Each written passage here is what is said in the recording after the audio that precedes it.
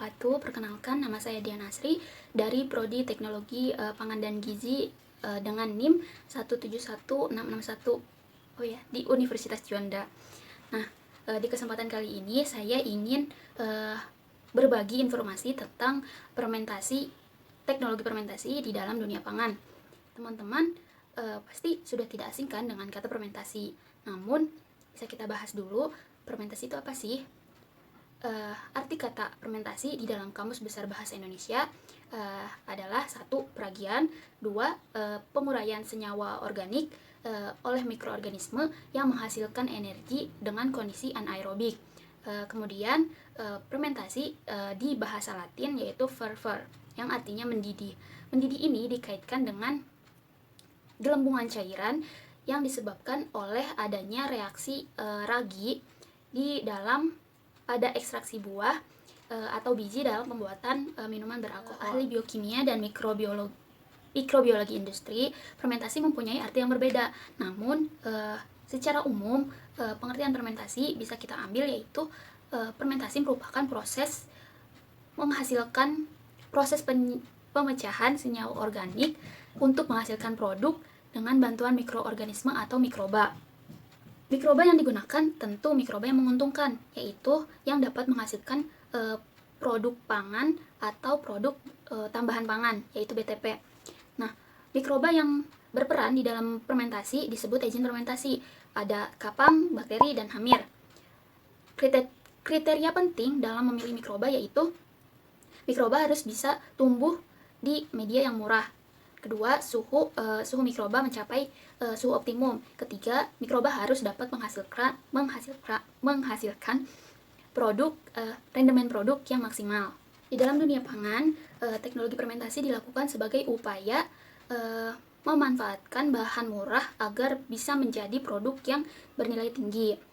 Nah, bahan yang murah ini dijadikan sebagai substrat, kemudian dipecah atau dibentuk menjadi produk pangan yang baru.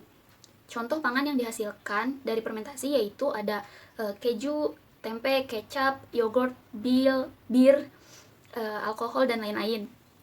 Nah, teknik fermentasi berdasarkan substratnya ada 2, yaitu fermentasi terendam. Substratnya itu menggunakan yang cair. Kedua, fermentasi padat atau kultivasi padat, yaitu fermentasi yang menggunakan media padat.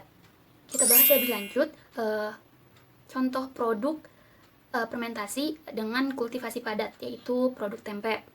Nah, tempe merupakan salah satu produk teknologi fermentasi asli Indonesia yang dapat dikatakan sudah mendunia karena mempunyai nilai gizi yang sangat baik.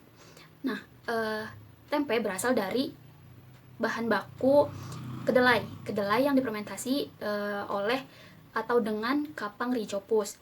Jenis kapang rhizopus yang biasa digunakan dalam pembuatan tempe yaitu Rhizopus oligosporus, Rhizopus oryzus, Rhizopus oryzae, dan Rhizopus stolonifer. Nah, kapang rhizopus ini mempunyai peran yang sangat penting yaitu sebagai ragi tempe dalam proses fermentasinya. Kapang rhizopus ini menghasilkan beberapa enzim, yaitu enzim amiliolitik, enzim lipolitik, dan enzim proteolitik. Enzim-enzim ini menyebabkan proses fermentasi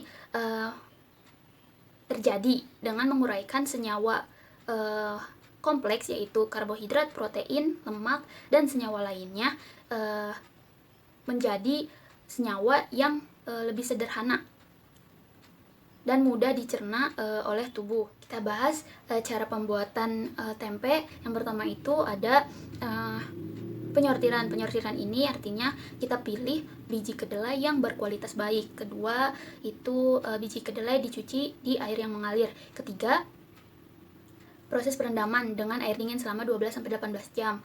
Hal ini dilakukan untuk mengurangi bau langut dari kedelai, mempermudah untuk melepaskan kulit dari biji kedelai, dan yang terpenting yaitu agar ada proses hidrasi, yaitu menaikkan kadar kedelai menjadi 2 kali lipat.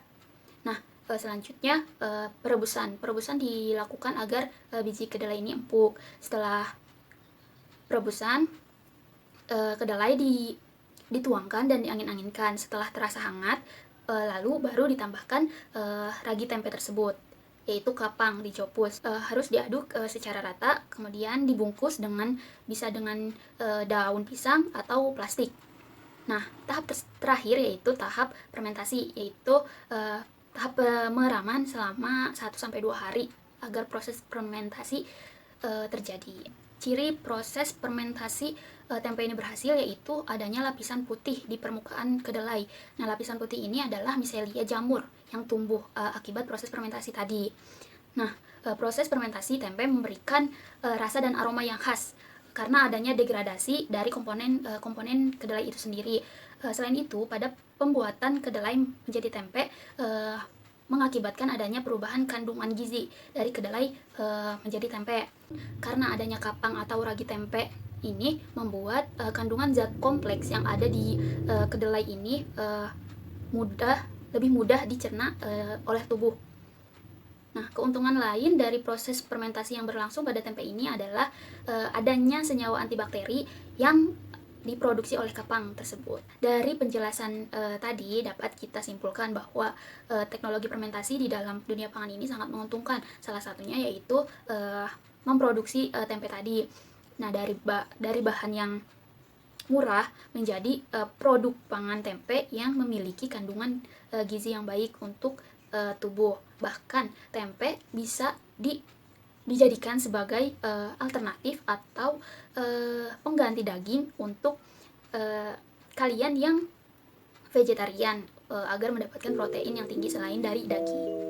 Mungkin cukup sekian informasi yang dapat saya sampaikan. Kurang lebihnya mohon maaf.